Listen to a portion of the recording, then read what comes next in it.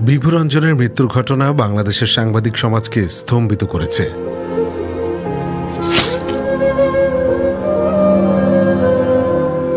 এই ঘটনায় একদিকে যেমন সবাই শোকার্ত, তেমনি মৃত্যুর আগে bdnews24.com লেখা তার খোলা চিঠিতে যে বিষয়গুলো উত্থাপন করেছেন সেই বিষয়টি বাংলাদেশের সাংবাদিকতার ভবিষ্যতের জন্য উদ্বেগের।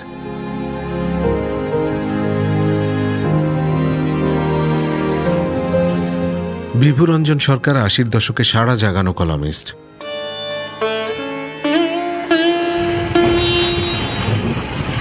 বাংলাদেশে কলাম জনপ্রিয়তার সূচনা হয়েছিল তার হাত ধরেই। সে সময় তিনি তারিখ ইব্রাহিম নামে লিখতেন।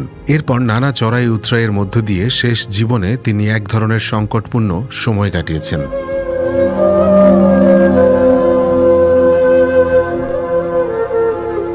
এটি একটি সৎ সাংবাদিকতার জন্য উদ্বেগের ঘটনা।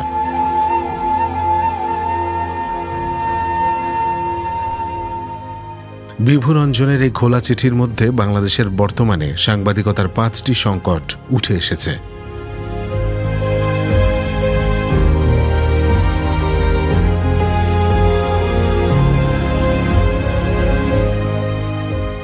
প্রথমত, সাংবাদিকতা পেশার মর্যাদা এখনো প্রতিষ্ঠিত হয়নি। এই পেশায় বেতন অনেক কম। এই বেতনের টাকায় একজন সাংবাদিকের বেঁচে থাকা অনেক কঠিন।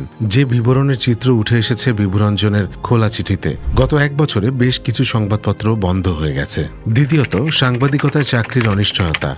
বিভু রঞ্জন সরকার তার দীর্ঘ লেখার মধ্যে চাকরি জীবনে বিভিন্ন সময়ে বেকারত্বের কথা বলেছেন। শেষ জীবনে এসে আজকের পত্রিকায়ও যেন অবহেলিত হয়েছেন তিনি। একজন সাংবাদিকের চাকরি যে কতটা অনিশ্চিত তা বিভু রঞ্জনের খোলা চিঠি থেকে স্পষ্ট ইঙ্গিত পাওয়া যায়। গত এক বছরে চাকরি হারিয়েছেন প্রায় ৪ শতাধিক সাংবাদিক। তৃতীয়ত, স্বাধীন সাংবাদিকতা। স্বাধীন সাংবাদিকতা বাংলাদেশে প্রায় দুঃসাধ্য। বিভু রঞ্জন তার খোলা চিঠিতে লিখেছেন, সত্য লিখে বাঁচা সহজ নয়। এটি যেন আজকের গণমাধ্যমের কথা। বিভু রঞ্জন সরকার আমাদের স্মরণ করে দিয়েছেন, মন খুলে সমালোচনা করার কথা প্রধান উপদেষ্টা বলেছেন, কিন্তু তার প্রেস বিভাগ তো মন খোলা নয়। চতুর্থত, মালিকদের আতঙ্ক। বিভু রঞ্জন সরকার তার খোলা চিঠিতে স্পষ্ট বলে গেছেন যে মিডিয়ার যারা নির্বাহী দায়িত্ব পালন করেন তারা কিভাবে আতঙ্কে থাকেন। এটি বলতে গিয়ে তিনি একটি সুনির্দিষ্ট ঘটনার কথা উল্লেখ করে গেছেন। পঞ্চমত, সৎ সাংবাদিকতার কারণে শুধু যে একজন সাংবাদিককে হয়রানির শিকার হতে হয় তা নয়, বরং তার পরিবারের উপর কিভাবে এর প্রভাব পড়ে